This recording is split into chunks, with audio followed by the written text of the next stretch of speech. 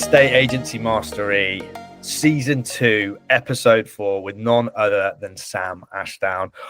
Today, it is all about direct mail canvassing, and we are going to get some gold from Sam because she is brilliant at it. So, Sam, if I'm an agent in Birmingham, Belfast, or Bognor Regis, and I don't know what I'm doing with direct mail, I'm not doing it, I'm not consistent, I'm not sure what to write, I don't use QR codes, where do I start? It's a really good question. And I would say you need to start with what you're trying to achieve. So, for example, are you looking at the high value home market, or are you looking at the terraces?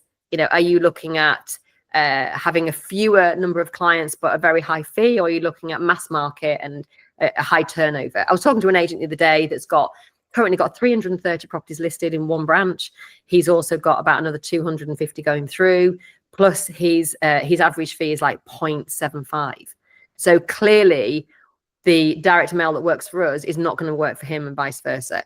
His is going to be about hitting with big batches of leaflets, probably every 2 or 3 months. And I'm talking 30, 40, 50,000 leaflets, just swamping an area, because really he's just got to keep those valuations coming in. If a valuation's only worth 1,500 quid to him or something, then he's just got to have lots and lots of them.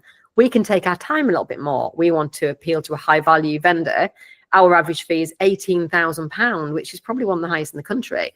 By the way, I'm not proud of that. It is a bit top heavy for my liking, because an £18,000 that falls out of bed is a bit of a concern. A few fives are a little bit easier to manage, aren't they? But let's say we're going after this lovely high value home market. So therefore we need to write a very considered letter. The letter might be 4, 6, 8 pages. We might send them out in much smaller batches. We might put information in there that is not really about selling, but it's about information. And we're going to handwrite the envelopes. We might even hand deliver them. So it's a completely different market. So first of all, step one is, what is your goal? What is your business model built on? The higher value an instruction is worth to you, the more time and effort you need to take and consideration over what kind of letter you're going to write and get out. So let's say, Sam, let's build a scenario. We are going after 3-bed semis, 4-bed detached, so kind of middle of the market. Yeah. And, we're charging middle to slightly high compared to the competition. Mm-hmm. So we're maybe 0.25% over. Yeah. And we've no clue what we're doing, right? And let's say, I don't know, we can either, you can take the next bit of scenario. We can go after withdrawns, or we can go after stuff that's out of contract. Where would we go? What would we do? Yeah. So again, I'm going to hit you with questions. So if we have a team, then we need to get the team on board. We need to get the team to understand exactly why we'd be sending out these letters. So one thing I did with an agent that we worked with for a few years is their ops manager, if you like. She had quite small teams. Ops manager was probably a little bit of a big title for her. She was tasked with sending out the letters, and she was let's call her resistant to sending out the letters. So what we did was we put something called the lead generation planner, and I'll make sure that your listeners have got access to this at the end of this, in a spreadsheet, and we plugged in the number of letters at the top and then the turnover result at the bottom. And she could see the direct correlation between those two things. So at first I said, right, how many letters can you send out a week? And she said, oh, maybe 50. So we put 50 in. Bottom line was something like, I don't know, £150,000 a year. Okay, what if we wanted to get to your target turnover, which you said is 500,000 a year? How many letters do you think we need to send out? And we kept moving that lever until the number of letters that were sent out matched the amount that we were going to get per year. And what we looked at as a team was, what's the benefits of having certainty and being able to hit that goal? So the benefits were things like job certainty, maybe, some team events, some team treats, maybe even a team holiday, all those things, and a bit more confidence in the brand because you'd have so many beautiful houses to sell. So once you know how many letters you send out, all you've got to then decide is what kind of mix of letters those are going to be. So you've got what we do is we send out not on markets every 3 months. They're market update letters. They can be 6 to 8 pages. They tend to come out at the end of January and then every 3 months following on from there. So it always reports back on the previous quarter and looks forward over the next quarter and year as well. We also send out monthly on the markets. not trigger based. So however long they've been on the market is irrelevant. We send out the January letter in January, even if they've only gone on the market in January, and so on throughout the year. So they get 12 of those a year. Plus we've got the withdrawns, as you mentioned before. Plus we might do a evaluation in your street letter, just listed letter, buyer waiting letter. So there's a whole suite of letters, but your absolute pillars are you're on the markets and you're not on markets. Okay, fine. So talk me through you're on the markets. If someone's on the market, what do you send them? And I really like, I don't want to brush over what you've just said. Whether they're on the market for a week or 12, you're saying they all get the same thing. Because a lot of agents will go, welcome to the market. Week 5, they'll say, hey, you're probably agreeing a sale. Here's our solicitor, which is a bit of a kick in the teeth, right? Week 10 or 12 is, why hasn't it sold? We're valuing in your street next week. Mm-hmm. And I know I'm quipping there, but I have seen a lot of success with those letters. Mm-hmm. Yeah. If they're done consistently and maybe not with the state agency language and so on and so on and so forth. Why have you decided to go against the grain, and what do you put in your letters that get that response? Well, you mentioned the word consistency, and by the way, a consistent rubbish letter is better than an inconsistent great letter. So send our letters consistently is the answer. It's the best of both worlds. We've gone against the grain for 2 reasons, really. One is because we want to make sure that we can hit every month consistently without us having to worry about somebody else's system for triggers. Because a trigger system is complicated. You usually need an external bit of software trying to find out who's been on the market for 0 weeks, 4 weeks, 8 weeks, 12 weeks, withdrawn, price decreases, all the rest of it. It's just all a bit complicated. So much simpler is to go, right, they get 12 letters a year. Been on the market 12 months, they've got 12 letters. So that's the first reason, simplicity and making sure that we can be consistent. The second reason is probably the one that people don't think about, which is that if you go on the market in January, you're not getting fed up until April. If you only send day 1, letter 1 in April, then you've got no trust built up. So why would they pick you as their agent B? They're just in case agent, the agent that they're going to go to if it doesn't sell. You're better off sending out January, February, March. So by the time it gets to April, they've had 4 letters from you and they've started to build up trust and liking, and, they know you a little bit more familiar. So those are the 2 reasons, simplicity and hitting them where they are. Makes sense. Okay, fine. How do the letters go out? Are they hand delivered? Are they in colored envelopes? Do you post them all? What would you advise? Easy answer is DL envelopes, not C5s, which is like A5s, but as an envelope, because I don't know when the last time you had a bill was, Chris, but if you've had a physical bill through the post, it has been a C5 envelope. So we try not to make them look like that. Whereas years and years ago, I used to send all our letters out with C5 envelopes because bills were in DLs. Yeah. So it's switched around now. So send what everybody else isn't sending, basically. So white DLs are the easiest. They're also the cheapest, by the way. And we handwrite in blue pen because then it's really obvious it's been handwritten. And we put a second class stamp on because we've tested this to death and it makes no difference. What does make a difference is a stamp as opposed to franking. You can put hand delivered on it. I wonder if people that are a little bit more out the way, maybe down a long driveway, might be a little bit suspicious of that. So I think maybe a stamp is probably easier, quicker. You can get it out quicker and you can get out to more homes, can't you? Yeah. Okay, fine. So blue pen, white envelope, DL, with a second class stamp, because first or second doesn't matter anyway, right?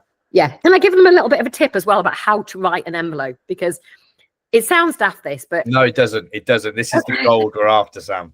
So if you were born before about, and I know you're not in this category, Chris, but if you were born before about 1972, you were taught how to write an envelope at school. I know because I was one of those people. And I know my sister, who was born in 1981, was not taught how to write an envelope. So you can tell how old somebody is by how they write an envelope. Given that our audience that we're trying to attract is probably my age, they've got the bigger houses, more disposable income, more discretionary kind of sales. If you've got a £10 million house, it's unlikely you're 27 years old, isn't it? So therefore, your brand is going to be judged by how the envelope looks before it even gets opened. That's the moment of truth. Exactly. Yeah. Don't Google call it ZMOT, zero moment of truth. Okay. And so before it even gets open, I'm personally going to notice how that's been written. So if it's been written in really loopy handwriting with the little heart over the I, not heart, but a little circle over the I, and in the wrong place on a letter, on an envelope, I'm going to judge that brand poorly. I'm going to go, God, well, they don't even employ anybody that's been educated. So to me, it needs to be written in the right place, the right kind of size font, and in the right way. So at least 4 layers of address. Doesn't need to say a homeowner or anything like that. In fact, it's better if it doesn't. So let's say Rose Cottage, Beach Lane, Windermere, postcode. 4 nice, neat lines of text.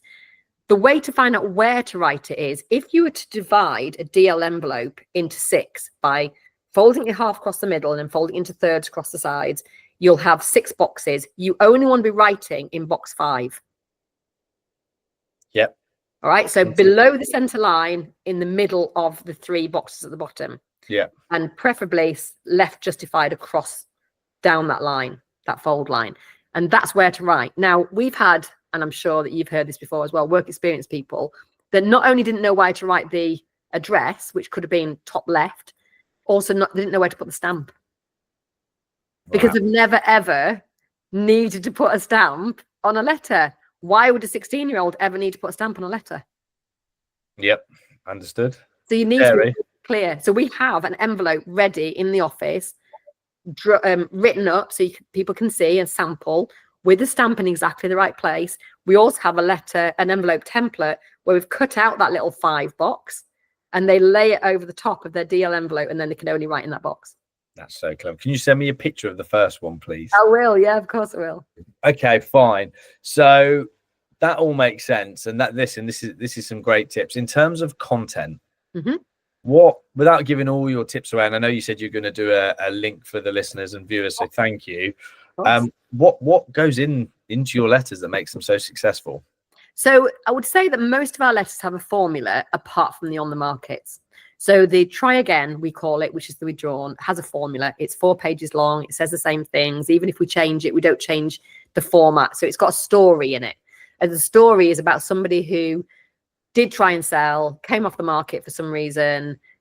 We persuaded them to go back on the market, and then they sold and moved on with their life. So it's a simple story that anybody could adapt for themselves. And that's called the try again. So just on that, because I don't want to brush over that. Yeah. That is gold because it's based on emotion, not logic. It's based on emotion, and it means that you're not telling. I'm not saying, by the way, Chris, you must be really frustrated you didn't sell last time. How annoying for you. Had to come off the market, put your life in limbo, blah, blah, blah. And meanwhile, Chris is going, I don't feel like that. How dare you tell me how to feel? If I say, Chris, let me tell you about Frank. Frank was on the market. Frank felt frustrated. Frank came off the market. Frank was upset, and he'd been burnt by his agent and all these things. Then you can then have relatability with Frank without me telling you how you're feeling. Yeah, so good. And my story works. No, I love it. I study a lot of the guys from Australia, from North America, and this is gold, right? So I didn't want to brush over that. Okay, fine. Right. That's your try again. Yes. Use analogies, right? Use with integrity. Use people you've helped. Make it up. It could be a composite, couldn't it? It could be a composite. In fact, actually, we've got an Adrian and Hillary in our story, and we actually did have an Adrian and Hillary, and they had been on the market for 5 years. So all the facts in the letter are real about Adrian and Hillary. Yeah. But if somebody was if somebody signed up to Cosmo, which is where we share our letters and content, etc., and they can adapt it as their own, they can change the story a little bit, but it needs to retain the integrity of the story. Most agents that have been an agent for more than a few years have got a story, an Adrian and Hillary story, where somebody tried to sell, got burned, tried again, etc. I love that. Okay, so let's try again. You've got your on markets as well. Yeah, I'll just quickly talk about the not on markets because they're a formula. They tend to be about 6 pages. They're full of news. Phil loves to talk about Trump. He loves to talk about Carlisle United. He loves to talk about anything that's going on, interest rates. So we've just released the not on market for January. Then we had to update it yesterday because of the interest rate cut.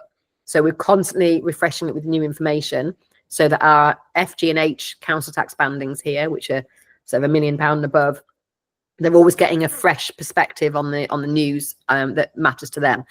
But going back to the on the market, that's the one we change often. So we if somebody's been on the market 12 months, we don't want them to have 12 similar letters. So they might get in January, they might get a letter that's based around 6 things to do before a viewing. In February, they might get a saleability checklist. In March, they might get a little recipe that actually is written on parchment paper that looks really fun. In March, we might go, or April, we might go back to the sort of January style letter again, which is content based. And then maybe in May, we might go to an invitation, which is like gold block and foiled and beautiful. So we mess it around quite a bit so that they never know what to expect next. So surely that costs quite a bit and takes up a load of time. Is it not just worth just hitting the home search or the propol or whatever, all great tools out there? Yeah. It just seems like a lot, no? Yeah, it's a good question. So first of all, we have a metric that says for every £1 we spend on direct mail, we have to get £66 back. So we know straight away that is our metric. So we know how much we're going to spend and how much we're going to get back for it. So works out that, I can't remember what our marketing budget is, but it's something like, I don't know, 1.6% of our turnover per year. And we are targeted at a £1 million turnover this year. We don't do lettings. We've only got a single branch. We've only got 6.5 staff. So I think that's an extraordinary amount of return. And it's all based on the letters. So first of all, I would say that the letters are absolutely worth it. Secondly, though, there are some markets you can hit where you don't need to use handwritten envelopes and a stamp. You can use prop out, which we do, or home search, one of the other ones. But you have to be careful which markets you go after. So the withdrawn market, we do use prop out for that. The buyer waiter letter is prop out, and also the valuation industry is prop out as well. And they work out our clients, our Cosmo clients, get them for about 49p each instead of about £1.10, which is what it costs us to send out the main letters. Makes sense. That's really, really interesting. Okay, fine. We've got a few moments left, Sam. Without bashing other agents, which I know you never would. If we've got agents listening to this, and I know you're going to put your link with tips in, so thank you. That's all right. Give me 3 or 4. No, I want 5, Sam. I'm putting you on the spot. Quick fire round. 5 mistakes agents make. The common 5 where you see it and you go, fucking really? That agents make. What are those 5 and how do we avoid them? Number 1, talking about themselves in the letter. Yep. Number 2, thinking leaflets work. Yep. Number 3, inconsistency. Number 4, trying to pretend that they're corporate via a letter. And number 5, trying to cost cut by using things like franking. Yeah. There you go, there's 5. Do I have to repeat them? No, number 4 and the corporates. We'll dive into that for the last 2 minutes. Yeah. One of the things I hate is estate agency language when speaking to potential clients. Is that what you mean by that? Yeah, and also I think that, so for example, letters are normally written from we. You know, we're here at Biggins Estate Agents, so we've been open since 2000 and whatever. You know, it kind of feels like they're trying to be bigger than they are when you know it's actually just a guy from his back bedroom. Yeah. Whereas Phil will write I've just come back from the Caribbean. There's a picture of me and my wife. Guess where we are? Those kind of things. So actually what we're doing is we're saying, look, you'd only choose us if you want a small local independent estate agent. So we're going to be small, local and independent on all our communication with you. Yeah. So it's informal language. We never use words like vendor, homeowner, those kind of words. We don't even use the word valuation, instruction. These are all words that are just banned. So we don't even use the word property, Chris. Homes. Homes. Yeah. And we'd never say things like no problem, no worries. So we're very positive in our speech and also in our written communication, but we're very informal and person to person. That makes sense. It does. Sam, thank you so much. We have got so much gold from you today. I'm sure we'll get you on again in the future, but for now, thank you very much. Well, let me quickly give you then this tip, this link, sorry. So what we've done is we've put together a page of marketing and lead gen goodies and freebies for your listeners. I'm not sure exactly what's on there, but we're going to stack it full of a lot of things we've talked about today that somebody can just download and use. So had you put the picture on and put you on the spot of the envelope that you mentioned, the 1972 style? Perfect. I will, yeah, I will do that. And I'll maybe put a little like intro video in there so they can see how we use it. All you need to do is go to ajmastermind.co.uk/EAM, which stands for what, Chris? Estate Agency Mastery. There you go, just for your guys. Thank you so much. We'll put that in the show notes as well. Sam, it's been a pleasure. My pleasure too. Bye, Chris. Bye-bye.